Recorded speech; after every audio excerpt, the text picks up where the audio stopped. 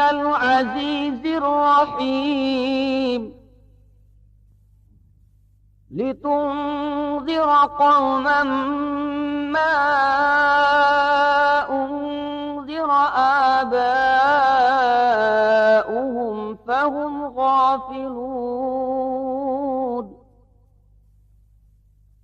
لقد حق القول على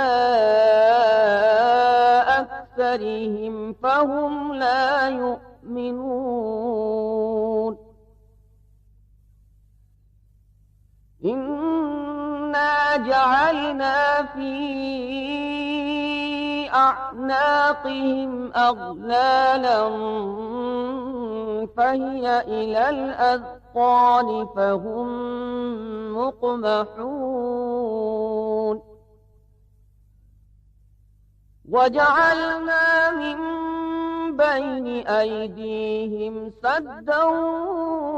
ومن خلفهم سدا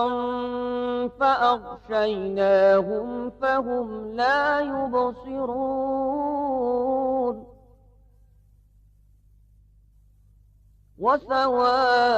وسواء عليهم أأنذرتهم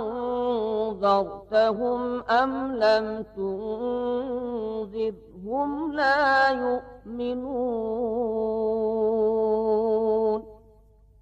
بسم الله الرحمن الرحيم ইয়াসিন প্রজ্ঞাময় কুরআনের কসম নিশ্চয় আপনি প্রেরিত রাসূলগণের একজন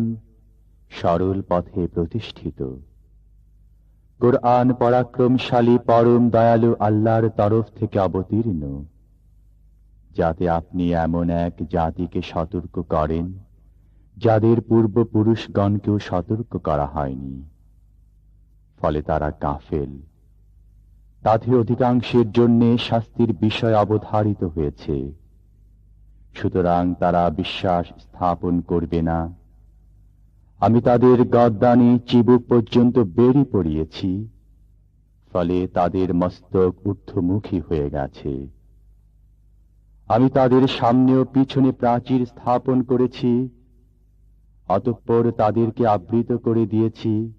ফলে তারা দেখে না আপনি তাদেরকে সতর্ক করুন বা না করুন